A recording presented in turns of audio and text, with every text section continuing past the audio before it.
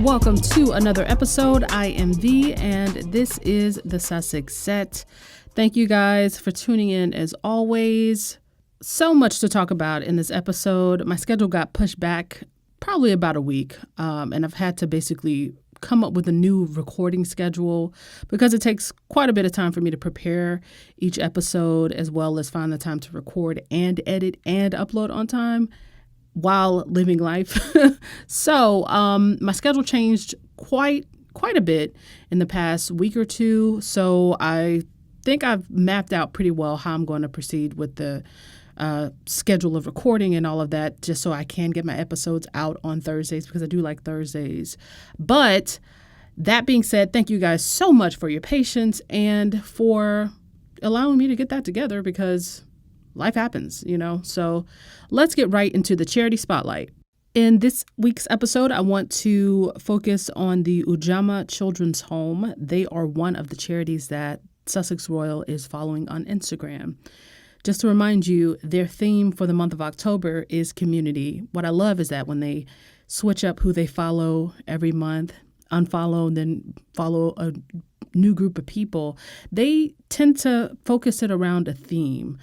Maybe it's what they're thinking about or what they're focusing on. Maybe it has to do with, it seems like it had a lot to do with the vibe or the aim of the tour. It was very community-based, community-oriented. And so continuing on with that theme of the types of accounts that they want to follow, and Ujamaa definitely fits into that label of community.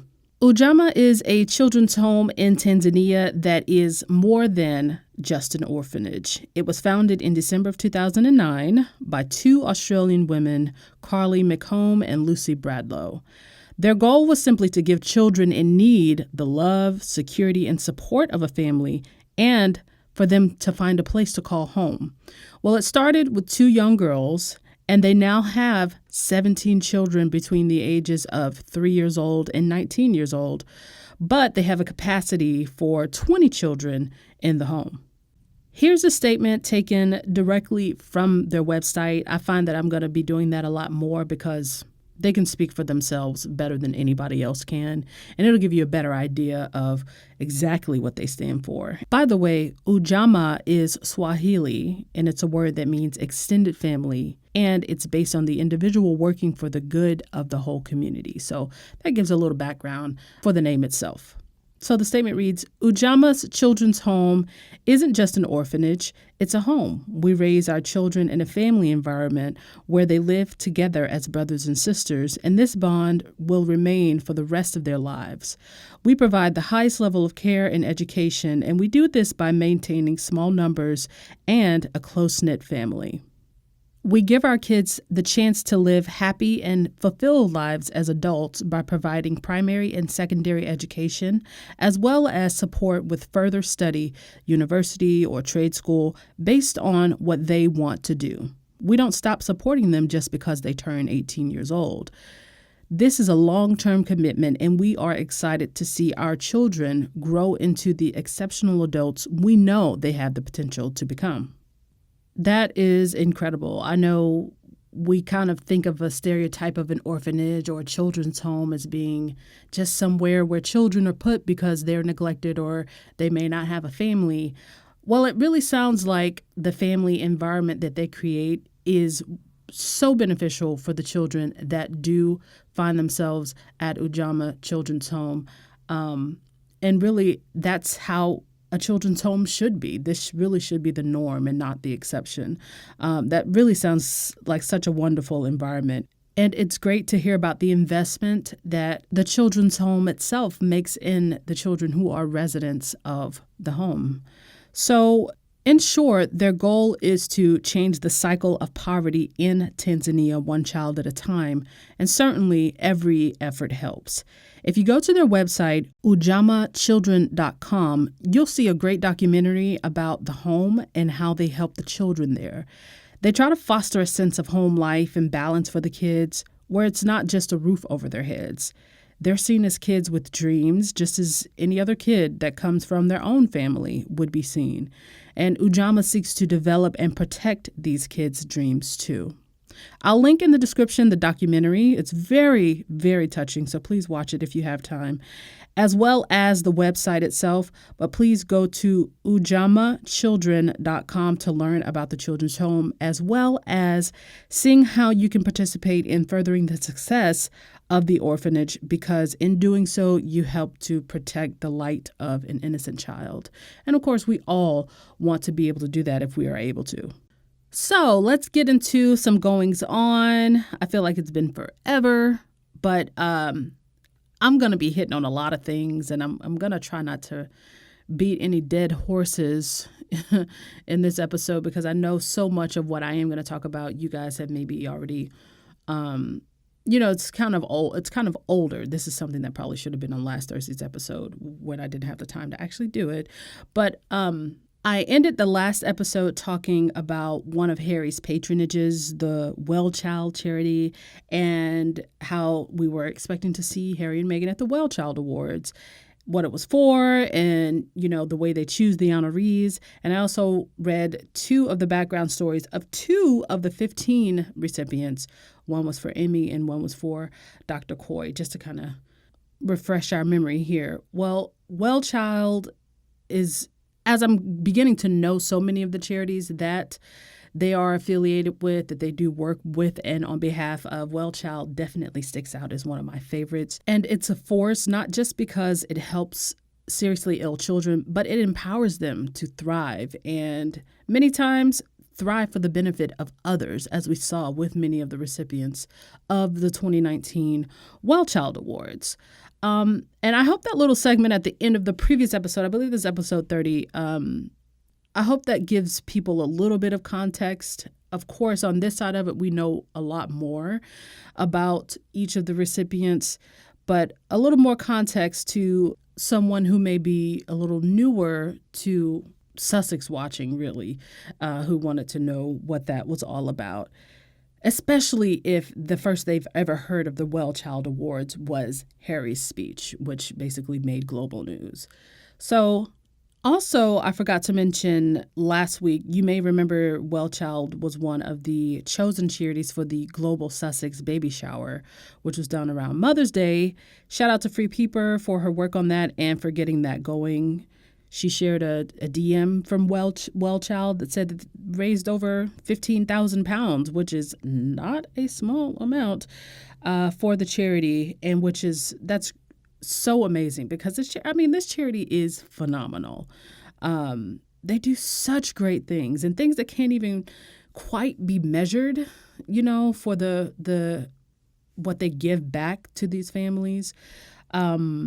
But that's massive, and especially when those funds were unexpected. Like, all of a sudden, they realized they were one of the recipients of the Global Sussex Baby Showers efforts, our fundraising efforts, and that's amazing.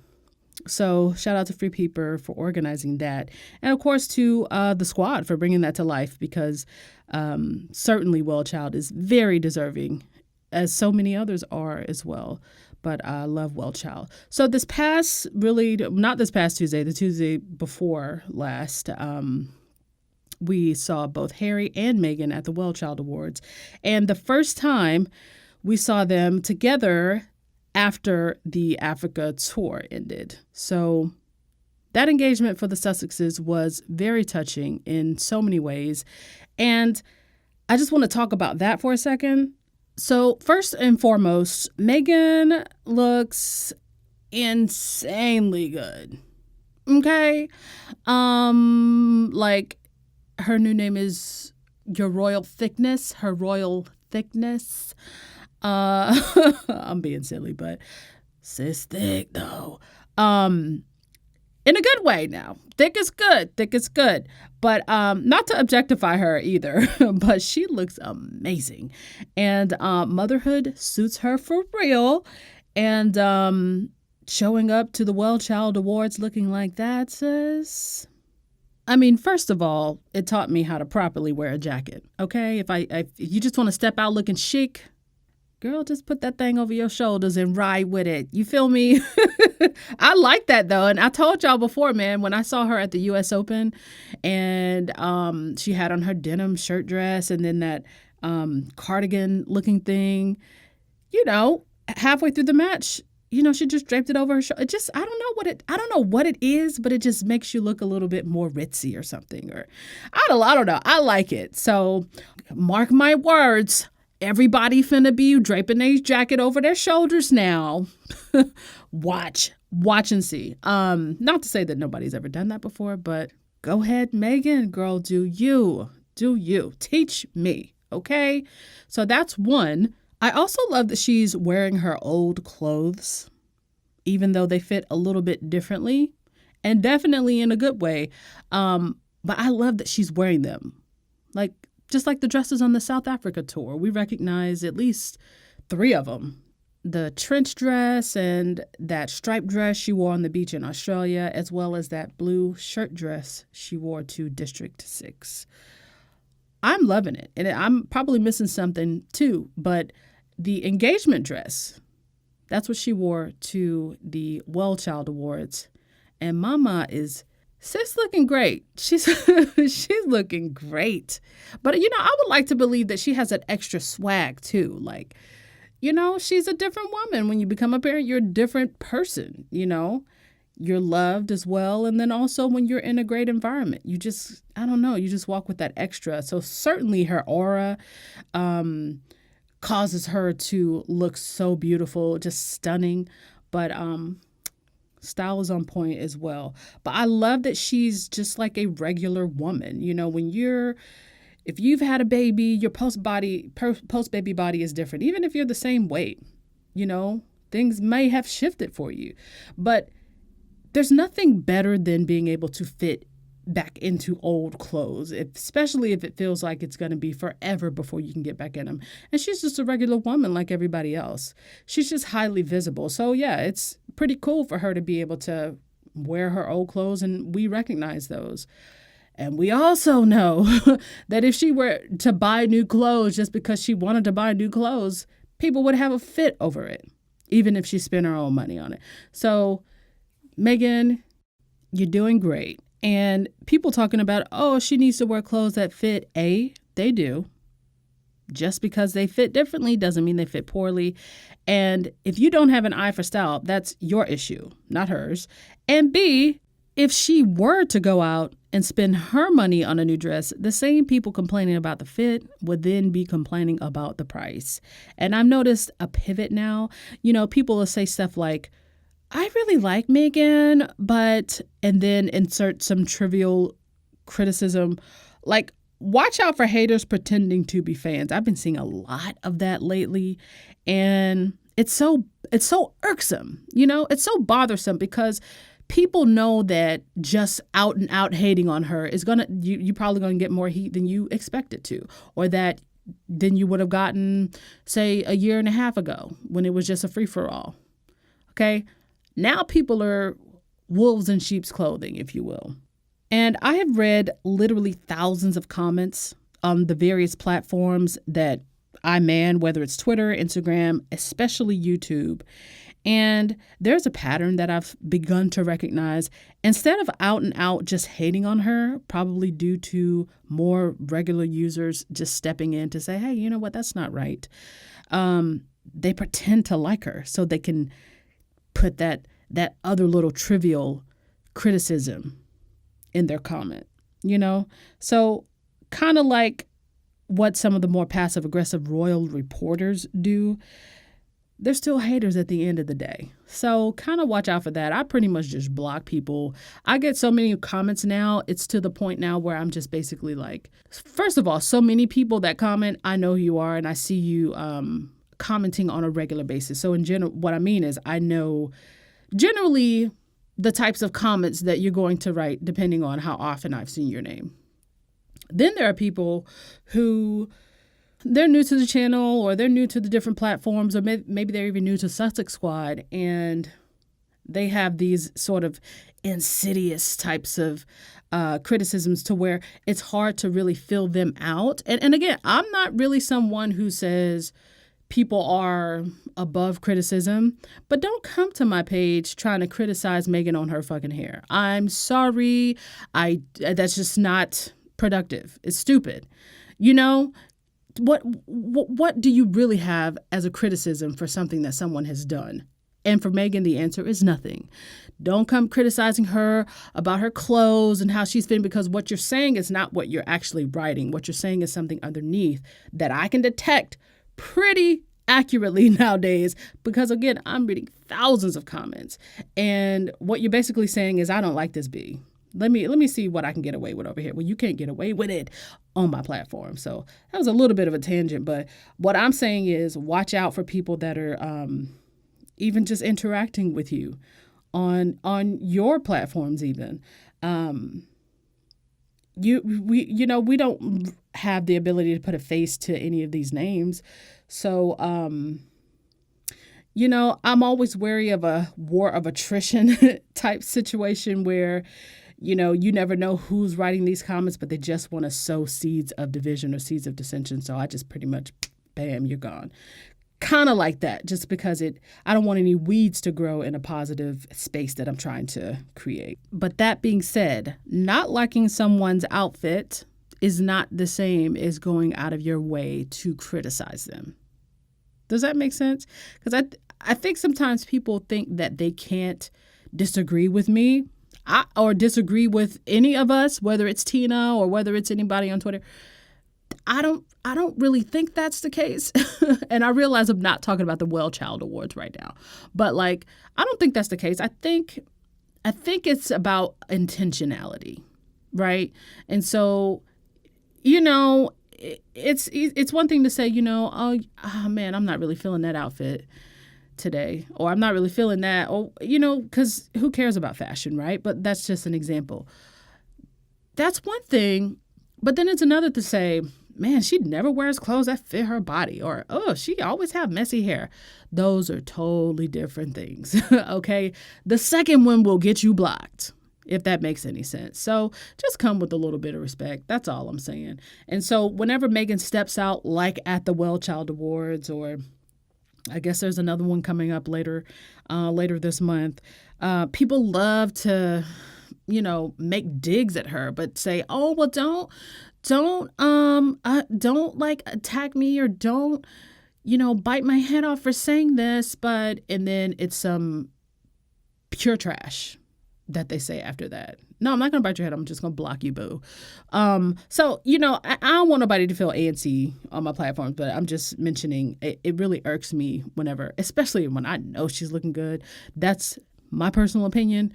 But for somebody to, probably it's rooted in jealousy, rooted in insecurity, because they know she looks great too. They just have something nasty to say. And it makes my skin crawl. So also, I think sometimes people who write those nasty types of things, they are not considering the fact that this woman just had a baby. So even if I think she looks great, and you think she looks great, and the world thinks she looks great, she might not feel like she looks the absolute best stepping outside, because it's not the same body she had before she was pregnant. You know what I mean? And so it's just be considerate of people's feelings. Be considerate of people's emotions, the same way you want people to be considerate of yours. Harry thinks you look good. We know that. And I saw a cute little mention of something along those lines in People magazine, where they sat down to talk with, remember Emmy? I read her, her contributions to the wellness, the well child community, and her receiving an award. They sat down with Emmy and her mom, Harry and Meghan. And I'm just going to read a little blip out of People magazine. It says the royal couple who welcomed son Archie on May 6th showed their strong support for one another at the Well Child Awards on Tuesday evening, including a sweet moment while chatting with 10-year-old Emmy Narian Nicholas, who won an award for her Emmy's Kitchen initiative, and her mother, Eve. They were lovely, said Eve, according to Hello Magazine. When she sat down, I said, oh, you look amazing, and you've just had a baby. Harry looked at her and went, see, I told you, in a way that we would. Oh, here. See, women always wonder how they look, right? Even if you're someone who's so confident like Meghan and you're the bomb.com like Meghan or whatever, but your body changes. You have a baby, your body changes. She's in an older dress. She was smaller when she wore it the first time. She still looks banging, but you can't help how you feel sometimes. And of course, Harry, yes, reassure your wife, please, and thank you, because yes, she did look great. But that just goes to show you that she's human too, which is the whole point. She's human too, and I just want people to consider that. Of course, I'm preaching to the choir, but I want more people to consider the fact that, yeah, these famous people, rich people, they're human. So last year, we saw them at the Well Child Awards, and there was this often circulated clip of a back rub where Harry was rubbing Meghan's back. They were sitting talking to one of the recipients and his parent. And I think at that point, when most of us saw that, we kind of thought, oh, okay, yep. Expect an announcement come soon because sis got back pain. She's probably pregnant. Of course, you can't say for any certainty, but of course, in hindsight, you see that it was certainly probably, a husband rubbing his wife's back because backaches happen when you're pregnant. So he was rubbing her back, and at the time, people pretty much gave him a virtual high five because, what a sweet moment, But this year, as Harry remarked, they got to view the Well Child Awards through a different lens, even different from last year where they were parents-to-be. They are now parents, and they can, to an extent, empathize with the parents at the Well Child Awards. And I thought Harry spoke so beautifully about that. It has been over a decade since I first came to these awards, and every year they never failed to surprise and inspire me. Yet this year, it resonates in a different way because now I'm a father. Last year when my wife and I attended, we knew we were expecting our first child. No one else did at the time, but we did. And I remember...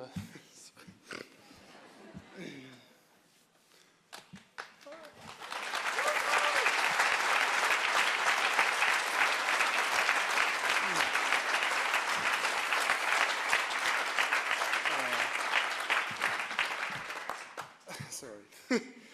And I remember squeezing Meghan's hand so tight during the awards, and both of us were thinking what it would be like to be parents one day, and more so what it would be like to do everything we could to protect and help our child should they be born with immediate challenges or become unwell over time. And now, as parents, being here and speaking to all of you pulls at my heartstrings in a way I could never have understood until I had a child of my own.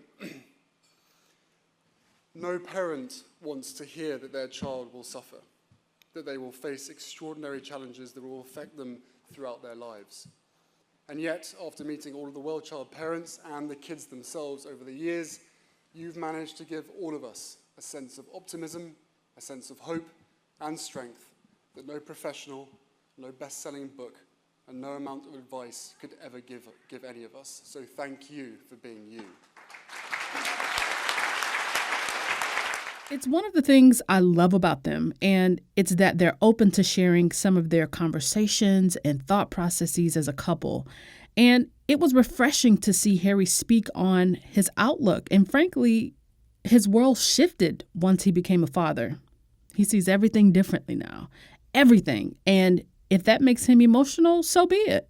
And of course, in hindsight, we see how Meghan has been bullied throughout the whole process. And through his statement, the statement that he released the day before they left Africa, we got to see how Harry quietly watched this woman that he loves, the woman carrying his child, was bullied and demeaned every day without fail. I think people don't appreciate the fragility of a situation like that. And add to the fact that they're having to think about and plan for the unknown, regardless. That's stressful enough becoming a first-time parent, but to be hounded in the process is really tragic. day in and day out. The press, they just won't give you a break. Not only are they not giving you a break, they're making up lies about you. That's tragic. It's dangerous. We've talked week after week after week about how dangerous that is, how it is pretty much a witch hunt. It's a deliberate action to make someone less safe, someone carrying a child less safe. Because that's certainly what it felt like to me. You know, that's tragic. And Harry is a man who cared about the well-being of his child on many levels. Not just the physical well-being of his child, but he has to now worry about the psychological and emotional well-being of his wife who is carrying his child. William never had to worry about that with Kate.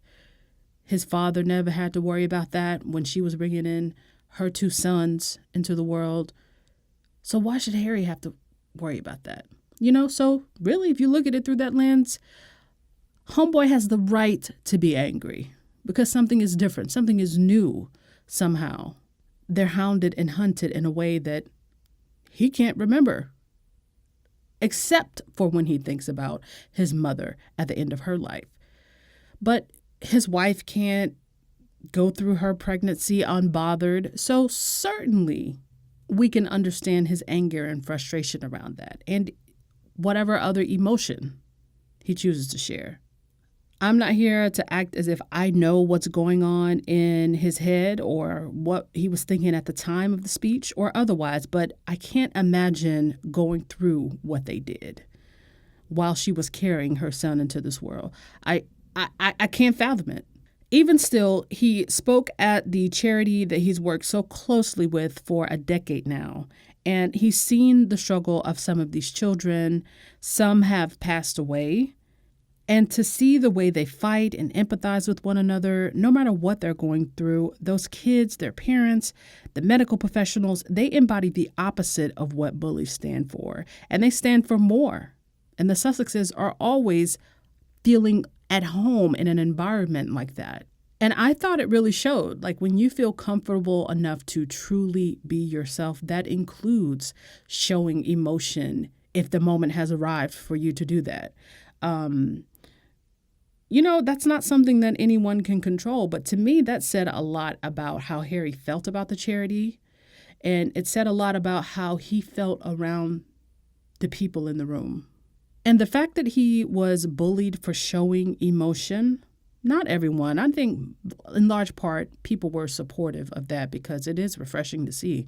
But for a royal, but the fact that anybody had anything negative to say about it, it says a lot about those people. Doesn't say anything about Harry. It says a lot about the people doing the bullying. And Harry has never been afraid to show emotion, ever. So it's not like the tears or raw expression is something that people have never seen from him. And now that I think about it, this is a slight tangent.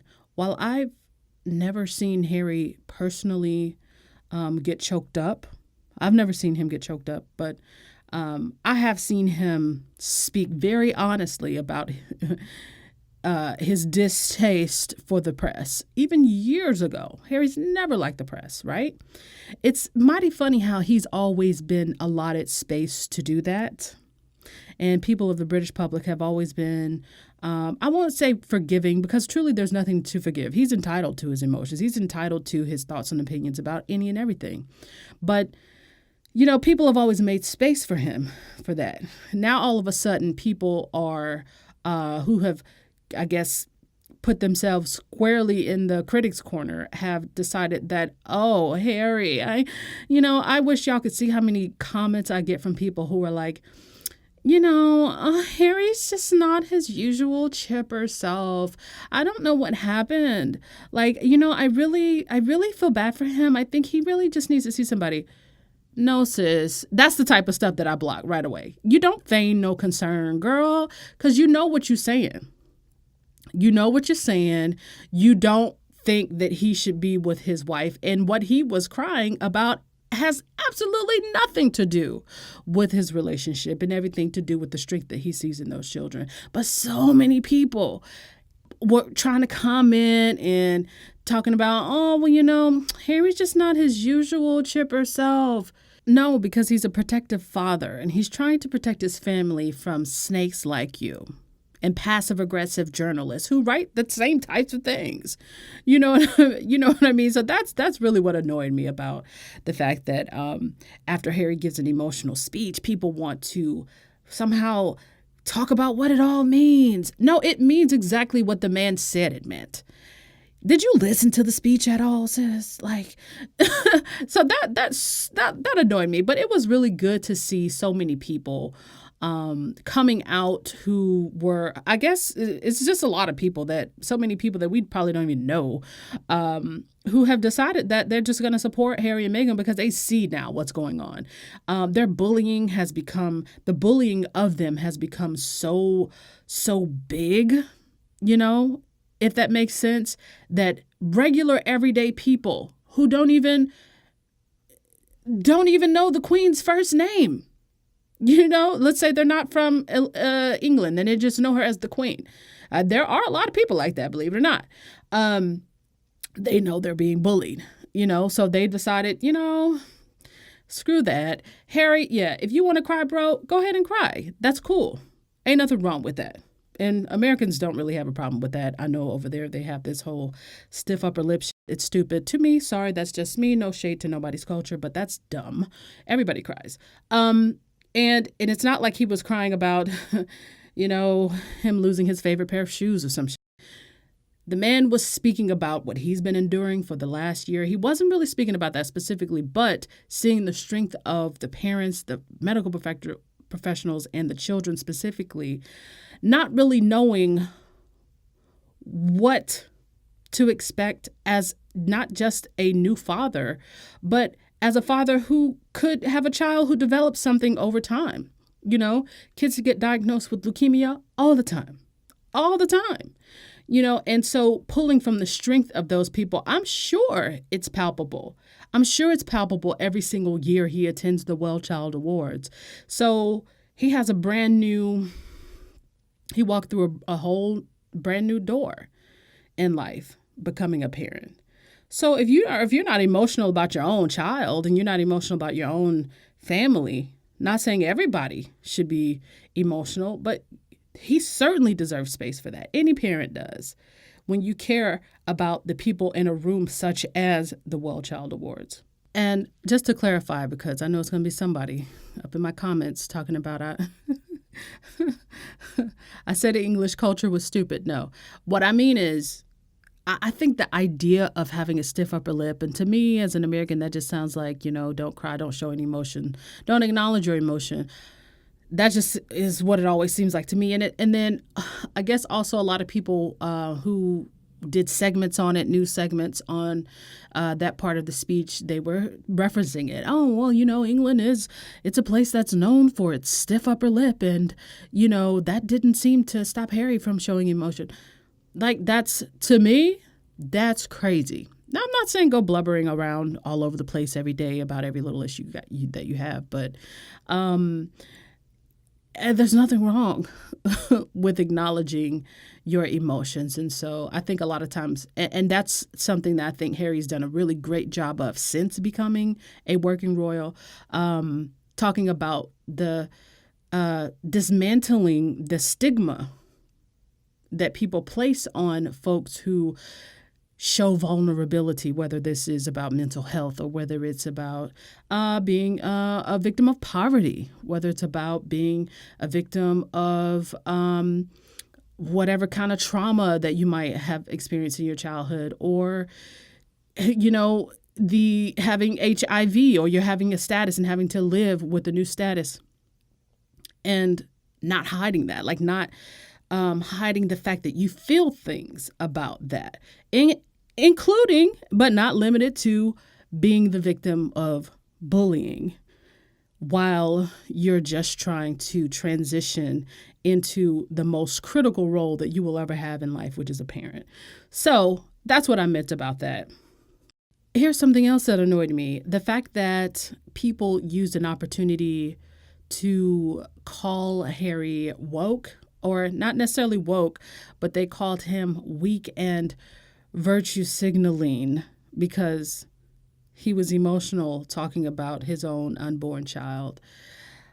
Like, how vile do you have to be to always find fault with a person who's just out here trying to do good, just trying to live life and shine a light on issues that certainly the critics aren't shining lights on at all, even though they got the platforms. Like, how vile. Like, I honestly feel like so many people who just have to say something negative about these people, they are sociopathic. They have sociopathic tendencies, I'll say. If they're not outright sociopaths. I'm not some kind of, psychoanalyst to be making that call, but to me, that's what it feels like. You have disassociated yourself from this person's humanity. That's an issue. That's a problem. Well, I have a message for you, sociopathic flops. You can stay right where you are, and that is the hell away from me. You don't deserve to be in civil society because you are committed to devolving, and everything you touch dies, I'm sure. And that's because you, too, are dead inside. Your hatred has made you numb and dumb. And an increasing segment of your thought is devoted to figuring out a way to be even more of an absolute trash bag online. Just get out of here. Leave Earth. That'll do. My question is, when is it okay to stop spreading hate toward this couple? And when is it ever going to be okay? What would make it okay? And I'm saying this as someone who understands that it is a minority and a very loud, critical minority full of individuals who criticize them, and very few, if any, of their criticisms are valid. But many of the criticisms are over minor, trivial things, and they're the telltale signs of insecurity. But many criticisms seek to downplay the good they do. So when Harry gives a speech about the strength of terminally ill or seriously ill children and gets choked up, he gets called a virtue signaler. He's shining a light on real issues, real people, and yet there's a deliberate effort of certain people to pivot away from what he's highlighting and focus on the man as an individual and the traits they've decided that they don't like.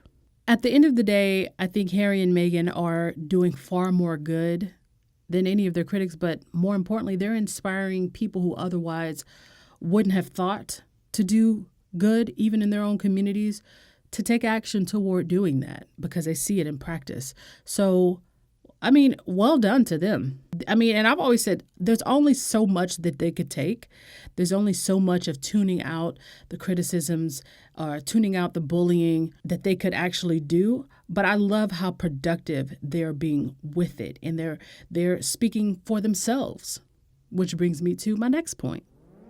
As I'm recording this, most of you guys are probably, if you're in England, you're probably watching the Meghan and Harry documentary airing on ITV. By the time this podcast actually drops, it will have already aired in the United States as well. It's going to air on ABC on Wednesday, I believe it is. And I'm seeing a lot of reaction to it online. Honestly, most of it seems positive. I know a lot of times we especially on Twitter, we get things off of our chest. That's a perfect place for reaction, especially around a live event such as the documentary. My initial reaction to the reaction, because again, I'm in the States, so I won't get to see it until Wednesday. It seems like the documentary was very honest, and based on the clips that they shared once the documentary aired, because I'm seeing 2 new clips in addition to the ones that we've already seen as a part of the promotion for the special. It seems like they had a lot to get off of their chests. And the great thing about it is they felt empowered to be vocal about what they've gone through. It's been a lot. They've basically been used as punching bags. And while I can sit here and say, wow, that just sounds terrible, while it does, I can't even imagine what it's like to experience that, specifically to be Meghan experiencing that, because Harry knows, he already knows what it's like. As he said, he warned her ahead of time, it's going to be pretty different. But like, I'm sure neither one of them knew that they would be hounded as much as and under the conditions that she was hounded under as a pregnant woman, right? And as a new mother of a newborn. We got to see a new low of the press. And it's just a shame that it was all so, and it still is, but so vitriolic and really just laser focused on the Sussexes. Well, they feel empowered to talk about it, and I'm very proud of them. I am ecstatic because what it does is it exposes from the horse's mouth now. It's one thing for people to hear about one person's opinion of the British tabloids, say me or another podcast or a Twitter feed or, a think piece. Well, it's another thing to hear it from the people who are being victimized by this sort of organized effort just to be all out thugs against these people who have done nothing but just try to live their lives. We all saw the initial clip where it was Meghan talking about her experience, and just to see the sadness in her eyes. Like, her eyes are really communicative. Like, they really speak when, you know what I'm saying, when she's happy. Some people just have eyes like that, but like, especially when she's bothered or sad, or like, even if you go back to the dish detergent piece, the Inside Edition segment where they interviewed her and she was just 11, and even back then, she just has these super expressive eyes. Well, to hear her talk about her feelings around the way that she was targeted, and then to see the sadness in her eyes, it's a cliche, but eyes really are the windows of the soul. They give away so much. And it's not that she was trying to hide anything, but that really made everybody sad. People who don't even know her from Adam were sad to see that, because it's something that she endured that was so unnecessary. He's obviously very concerned about protecting you and protecting you from what he felt his mother went through. It's obviously an area one has to tiptoe into very gently, but I don't know what the impact on your physical and mental health of all the pressure that you clearly feel under.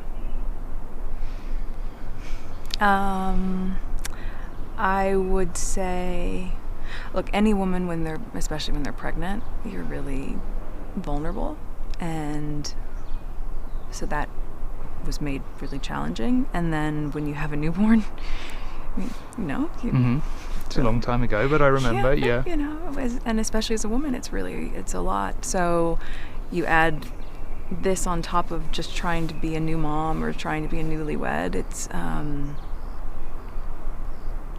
well, I guess, and also thank you for asking, because not many people have asked if I'm okay.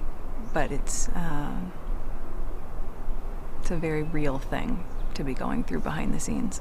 And the answer is, would it be fair to say not really okay? As in, it's really been a struggle. Yes.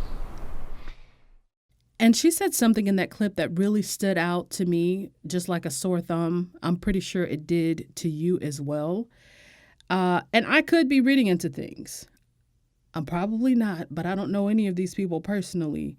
But she said that not many people have asked her if she's okay through it all, through all of the bullying that basically started, you could say, right after her wedding, but it really started in force after the initial tour, after the Oceania tour.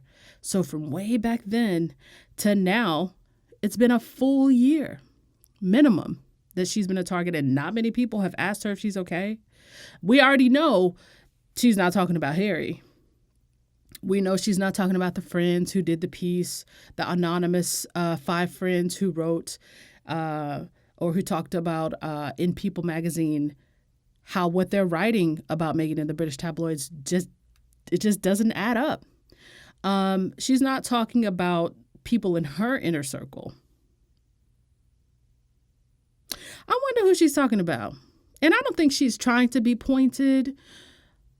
But to me, it sounds like, okay, well, you're in a family. You're literally in a family.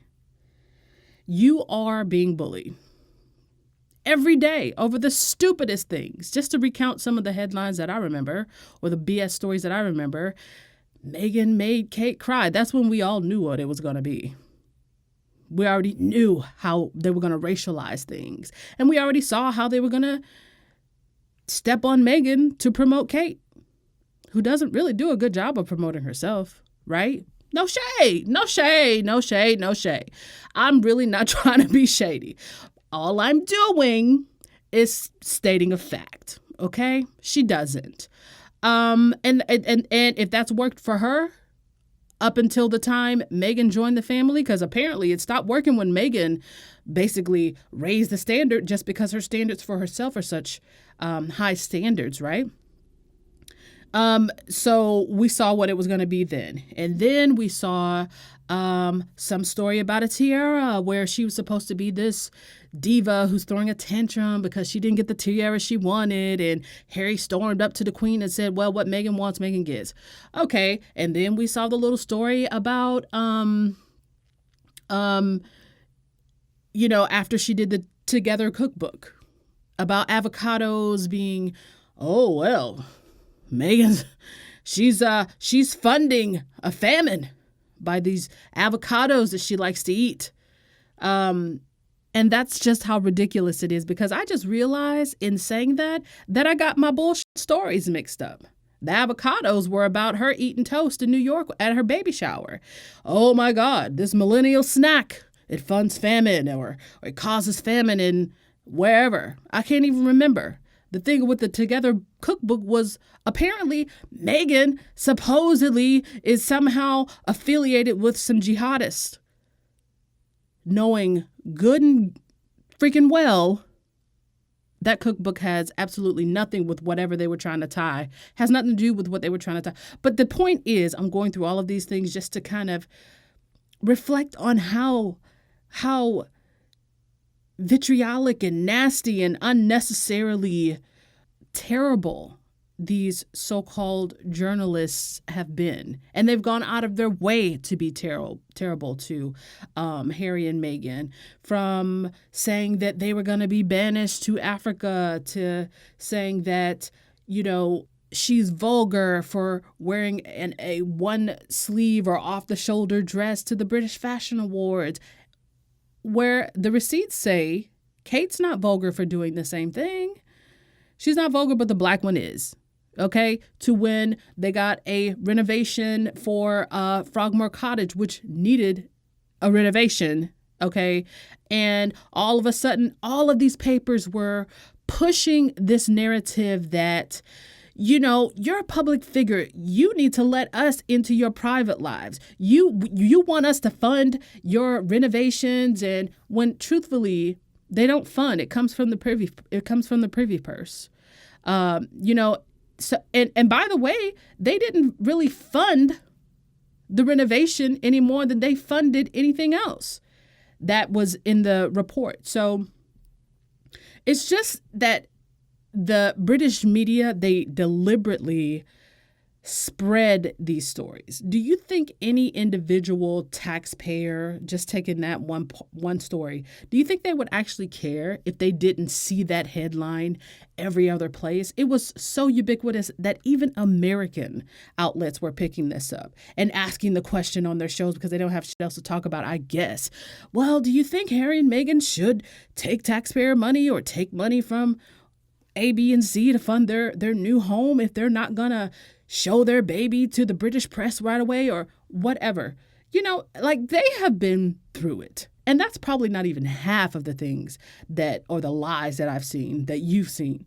But to know that you're in a brand new country, you are in a brand new role, and you're trying to do the most good because that's the type of person that you were before you met Harry.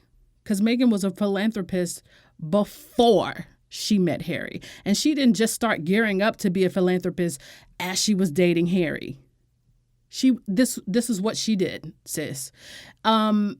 She had her own money. She probably got more spending money than he does because sis got residuals. And she was raised by a woman who was a social worker. Meghan has been around the world, even as a child, traveling with her mother. Okay, so Meghan is just moved into a new phase. So to know that you're in another country, to know that you are now also experiencing pregnancy for the first time and motherhood for the first time, and then having to deal with an entire sort of institution trying to turn a nation against you, and you're out here every day working on behalf of this nation, and knowing that people have been arrested for making terroristic threats against your husband for not marrying a white woman. It's too much. It's too much. And then to see Meghan on the verge of tears, even just recounting it and talking about it. And she's a strong individual. I can't imagine, and nobody should go through this, but I can't imagine what someone who is not as strong as Meghan, what the end result of that is. You know? But about her family, her new family, not asking her if she's okay. Going through all of that. Not one of them motherfuckers asked if she was okay. Excuse my French, girl, but for real, for real. Now, I know that's not what she said specifically, but that's what I'm hearing. Not many people around her have asked her if she's okay. And the only way I can see that happening is if perhaps those people are maybe glad that she's the one who's going through it and not them. She's their shield. We've said that for how many months now? And again, I just want to stress that I don't know any specific facts or nothing. I'm just going based off of, I guess, my gut feeling. It takes nothing to let a person know that you're right there in her corner. But my thing is, maybe one or two people that are, royals actually did say something to her and be like, you know what? I'm so sorry you're going through this. Maybe none of them did. But my thing is, all of them should have. You know what I mean? Like we talked about how she was, and it was just a visual, but when she went to the US Open, she sat in Serena's box. She sat in the middle of her circle. And everybody sitting around Meghan. Meghan was in the dead center of Serena's circle of trust. Have you ever seen Meet the Parents and Gaylord Fokker and, Ben Stiller's character and his girlfriend's dad was a former CIA agent. He was like, well, it's going to take a lot for you to get into this circle of trust. And he was spending the whole movie just trying to earn a spot in the circle of trust. Okay, well, Meghan, technically, she is in the circle of trust, or she should be, because that's who Harry chose to marry, right? So they should be demonstrating to her that you're right here and we're going to protect you. So not only are they doing that, not only are they demonstrating to her personally that they care about her well-being, they care about her experience as a new English woman. They care about her experience as a new royal. They care about her experience as a woman carrying a child who is a descendant of the Queen. But they care about whether or not the bullying ever stops. And so they throw their weight on the British tabloid media and say, back the hell up. They didn't do that. We know they didn't do that. So how am I supposed to believe that they ever gave a damn enough to even ask her how she was doing? And again, she didn't say this, but I'm going to go ahead and assume it. Here's why. We saw how quickly Buckingham Palace released statements when someone claimed Kate was taking baby Botox. Oh, they came out with the quickness. Somebody said Kate was taking, or she had hair extensions. She can do both. I don't care. That ain't none of my business. But they came out and they made a statement about it. But when the British media stoked flames of hatred toward this woman who was pregnant and spread lies that they later retracted, not that I can remember, not one time did Buckingham Palace come out and say, that story's not true. This story y'all released on Tuesday is not true. You know what I'm saying? I don't remember that at all. And so my thing is, if they are You could argue that, well, they don't release stories for people that far down the line of succession. Okay, well, maybe that's the case. But see, who is bringing you all the attention? It's not Will and Kate, and it ain't Charles and Camilla. Yeah, they're out there doing whatever they do, but who's making y'all relevant? Like, who's dragging y'all's asses into the modern age? It ain't Will and Kate. Kate's still wearing coat dresses. Nothing wrong with a good coat dress. I don't own any, but, let the girl do what she gonna do. But she was towing the line. What was the phrase? Oh, Kate never sets a foot wrong. And Camilla's doing what she got to do for her being who she is, And here Meghan is just trying to live her life, trying to do the best that she can do, paying that old black tax we talk about. But she doesn't get any of the protection, even though she and Harry are doing the heavy lifting for this ghetto-ass family.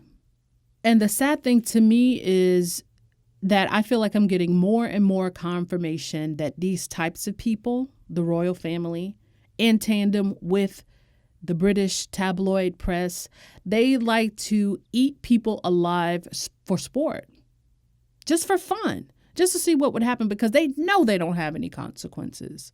But it's fun. Look what they did to Princess Diana. She was the ultimate English rose. And even in her last hours, no one was there to help. And apparently the Queen didn't even want to give her a state funeral. I mean, can we just spill the tea?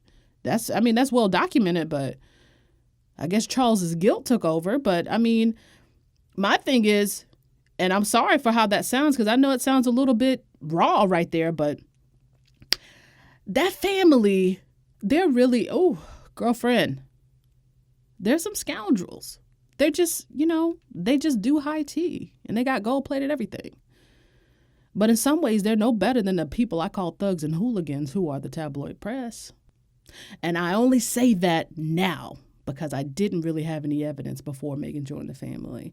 But when we see, and I'm not saying people don't like Meghan personally in the family, but as a unit, girl, y'all are failing. As an institution, y'all are failing. Y'all are failing the person who's trying to, and I'm not trying to necessarily say Meghan is some superwoman and Wonder Woman whose sole purpose in life is to modernize the British royal family. No, but she is an asset, and we all know that. You know it. We know you know it. And we know it. She's an asset to the royal family, and you're using her like one. Otherwise, you wouldn't have made her the vice president of the Queen's Commonwealth Trust, girl. You know what she can do, and you know how people respond to her, and yet you don't protect her and the child that she's carrying, even though you got the full powers to do that.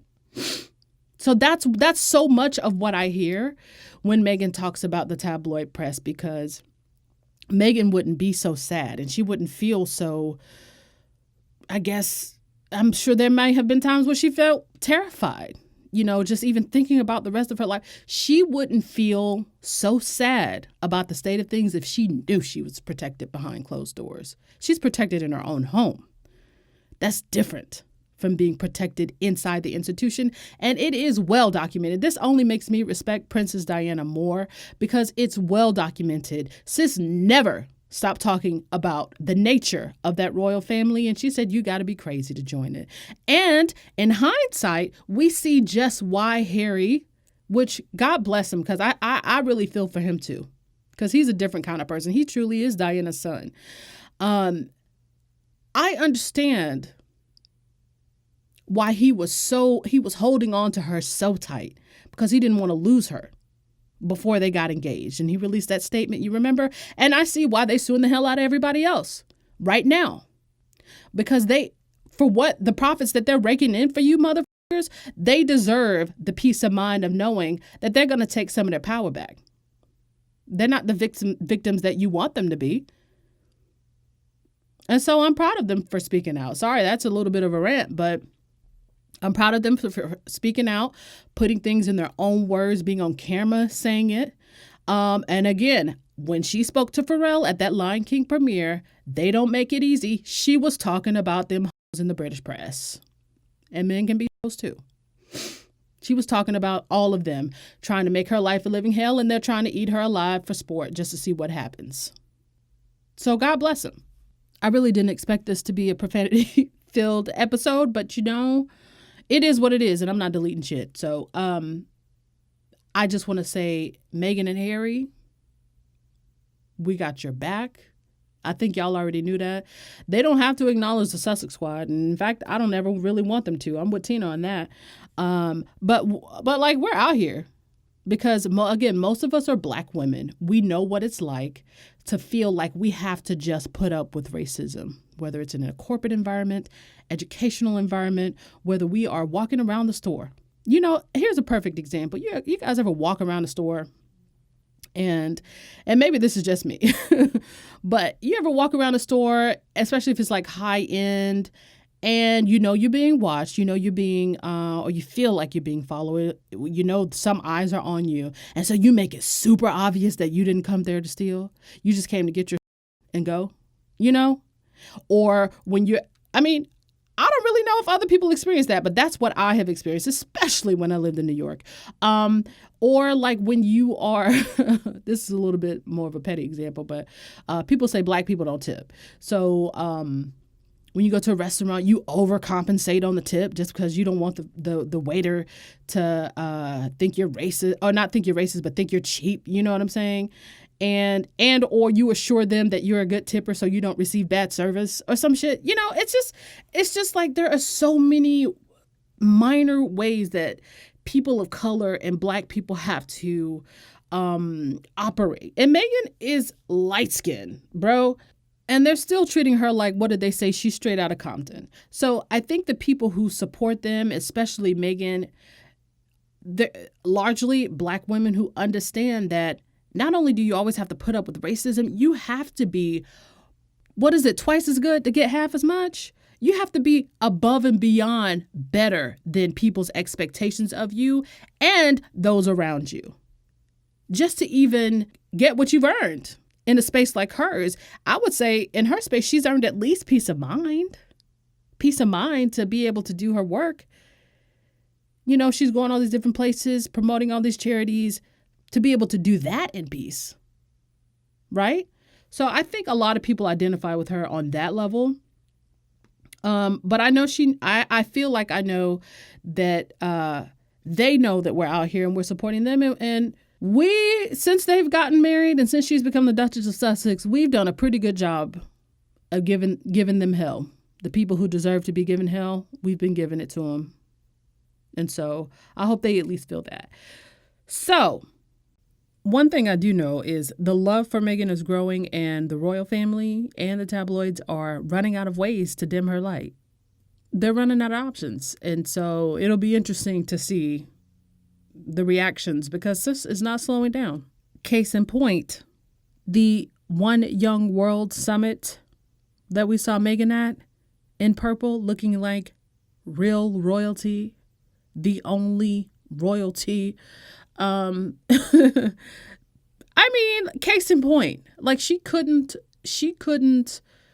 first of all, she couldn't look any more beautiful, right? Like her hair is amazing. Pregnancy really does. It makes you more beautiful, I guess, but like her hair has grown so much, but even still, she just radiates, right? She just radiates from within. And, she couldn't look any more different than how her bullies want her to feel. And she just keeps going. She keeps going. Like, her mission is far more important than the mission of her critics, of her bullies. And truthfully, let's admit it, that's what we absolutely love about Meghan and Harry. So it was really just great to see her doing what she does best. So she was at the One Young World Summit, which is a global forum that brings together 2,000 young people from 190 countries. So from all over the world, these young leaders, they come to one place and they talk about how to create positive change and to tackle some of the world's biggest problems now and in the future. Meghan is no stranger to the One Young World Summit. This would be her third summit. She attended the one that occurred in Dublin in 2014. She also attended the one from Ottawa in 2016 when she was still a Canadian / American. Well, she's still American, but she was living in Canada at the time. And so this is her third appearance now as the Duchess of Sussex.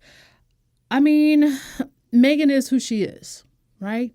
This is not new for her. Nobody has to set this up for her because it is her path. It is who she is. And I think that's just what so many of her supporters love about her, is that her path wasn't defined for her as soon as she became a royal.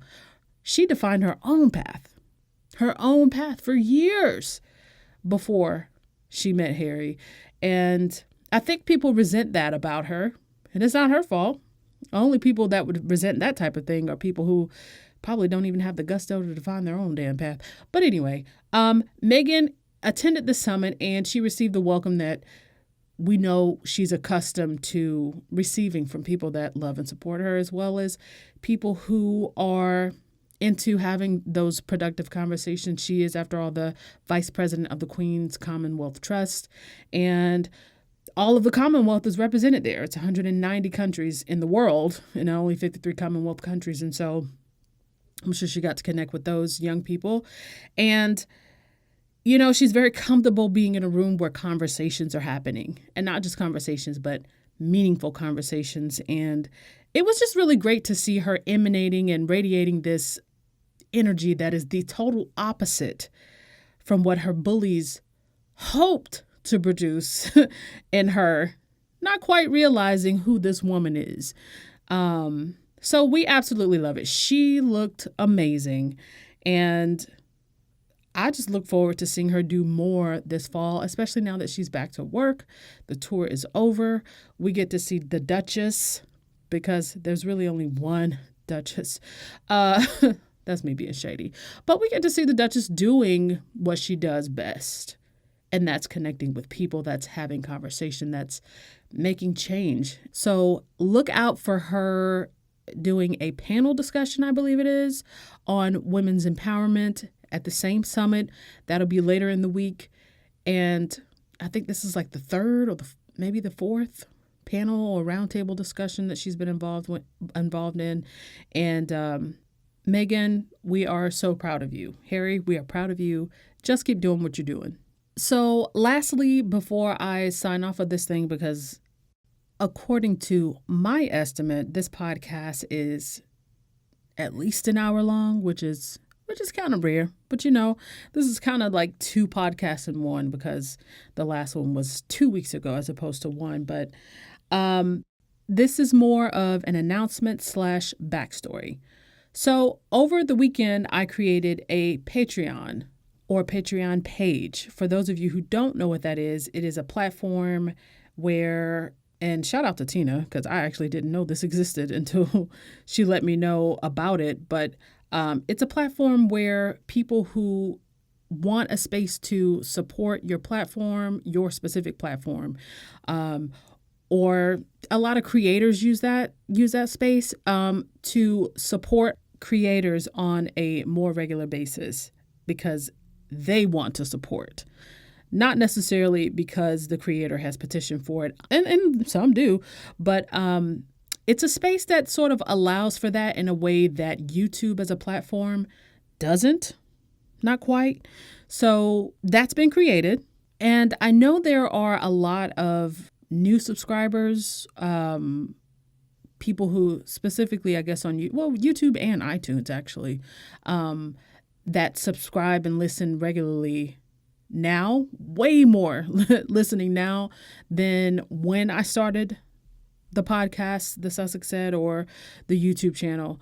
So just to give a little bit of background about my experience in that as a creator, because I've learned, to be honest, I've learned just so much just as a creator, as a supporter, of course. I mean, I was going to be a supporter of Meghan and Harry regardless, but just learning and interacting with people on the platforms, specifically YouTube, because more conversation can happen over there. I began as a podcaster back in April of this year, and the podcasting experience on YouTube has unexpectedly developed this love I have for editing videos.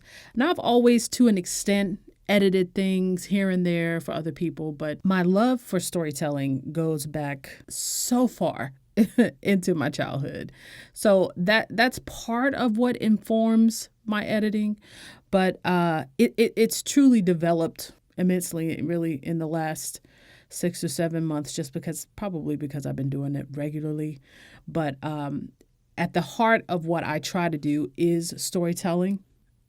And while it is time consuming, if you've ever done it, it's incredibly time consuming and tedious. I would still honestly do it anyway. And that's how you know you love something, I think. But the videos that I've done, the one for Harry's birthday, and by the way, thank you guys for over 80,000 views on that. That kind of blows me away. The Dear Baby Sussex video, and more recently, the Maya Angelou video. They're what you call a labor of love. And I don't talk about the videos themselves as much. I tend to just drop them and let people enjoy them. But just to talk about them for a second, I'd say that those videos, specifically the edits, they are a communication of sorts. Eventually, I could pay someone to edit regular videos for me, perhaps podcasts, perhaps the short form content that I do. Quite honestly, I can't pay anybody to do anything right now. However, the edits, the quote unquote edits, like the ones I just named, I would never. And this is just me speaking about my work. I would never have someone edit those because I think there's a quality that you can't quite measure, specifically because it comes from. It's like when you do an edit. It's when someone else does their own edit. It's their own, like I said, it's a conversation. It's a communication. It's something that only you can present in the way that you see the subject that you're creating art around. And so when people watch those, I want them to understand that, as I said, it's a conversation, but the videos are as much about me as a person, as a creator, as it is about the subject in the videos. So whether that's Archie, whether it's Meghan, whether it's Harry, whether it's Doria, or whoever. And I guess I would liken it to this, like when you watch a film, a movie, you're watching the actors, but you're also watching the editor and the director and, of course, many other people. You're talking about a movie, but the conversation they're having with the viewer about their choices, and their perspective on the story they're trying to tell. So in the Dr. Maya Angelou Still I Rise video, I wanted to portray the opposite of what she must have been feeling in that one interview taken from that documentary where she seemed very sad about what she was going through. So you'll notice throughout the video, throughout the edit, there are photos and clips of her smiling. That's a deliberate choice. In every single image or video clip, she is smiling and radiating her light, almost spitting in the faces of those who want to, quote, see her broken, as the poem asks. Another thing from that, the line at the end, I am the dream and the hope of the slave. At that part, there's a clip of an 11-year-old Meghan writing a letter, and in the background, you see pages upon pages of her, as we now know, impeccable penmanship. Now, that and those words of the poem reminded me of a time when African Americans were jailed, beaten, maimed, and murdered for daring to learn how to read and write. And here is this remarkable woman, a descendant of those same American slaves, now a royal princess and one of the most influential people in the world. And so I guess what I wanted to say was, just like they tried and failed to break Meghan's ancestors, because they did try as they might, they will fail to break her. And she doesn't just smile for show. She smiles from within. And I wanted that to come across. And I hope that can and will be the case for all of us. So I'm grateful that you guys are right with me as I tell these stories on my platforms. And I believe storytelling is one of the most powerful forces there is. And so I guess in some small way, I feel like I want to do my part. And I want the videos that I create to be sort of a soft landing place for like minds looking for inspiration or some kind of lightness to their spirit, because there's so much negativity. And a lot of times we can give in to that. And if we're not careful, the negativity can overtake us. So I guess I'm just trying to be a counter to that. I'm also very grateful to build and foster community on a pro-Sussex platform with dynamic people such as yourselves. And it's all for the cause of promoting Meghan and Harry's work in this positive space. So the squad, you guys are amazing, and I'm glad to count myself in your number. And from the beginning, so many of you guys have been asking me if and how you could support my efforts to build the YouTube channel and, of course, my podcast, The Sussex Set, how you could help on a regular basis. Well, Patreon, again, it just seemed like a good fit. And again, Tina, thank you for letting me know about this. That's real community. So, and I know the Sussexes are doing community on the Instagram this month. So you definitely demonstrate that. Period, sis. And of course, I hope the other platforms also get on there as well. If you can't become a patron of my page, please do not worry. My content is for everyone, any and everybody who identifies with it. But please continue to engage and commune with us or with me on the YouTube channel, iTunes, wherever you get your podcasts, as you've always done. But if you would like to become a patron, first, thank you. But secondly, please only give what you know you won't miss, okay? Like for real. Disposable only, please. Because seriously, I don't want anybody going without on my behalf. You know, I've been doing this for free, would do it for free indefinitely, okay? Because it's important to me. But again, it's just a space for people who have asked for the space. So please don't feel pressured. But nonetheless, thank you all for your constant support of Sussex platforms and for your encouragement around my creative efforts. I can't thank you enough. And you have no idea how appreciative I am of you guys and have been up to this point. And this community constantly amazes me, and I can't wait to see what's next. So with that, that's all I have for today. Please make sure you find me on Twitter at Sussex Squad. Find me on Instagram at Sussex Set. Oh, real quick. Thank you to Daniel Martin for engaging just briefly with me on Twitter, really engaging with the video, the edit, the Still I Rise, Maya Angelou edit. And really thank you guys as well.